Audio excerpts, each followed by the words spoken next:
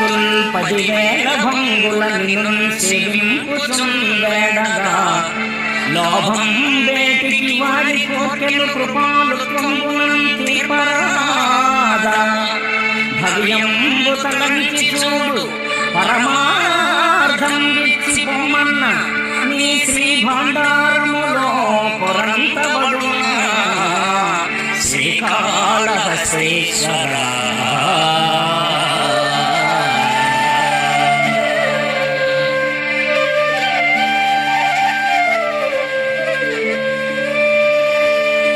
జగదీశ్వర, పరిపరి విధాల నిన్ను సేవించి వేడుకునే భక్తుల కోరికలు తీరిస్తే నీ జ్ఞాన ధనాగారమేమైనా కరిగిపోతుందా అని కరిచర్మాంబరధారిని ప్రశ్నించి అర్థించాడు ఈ కవి.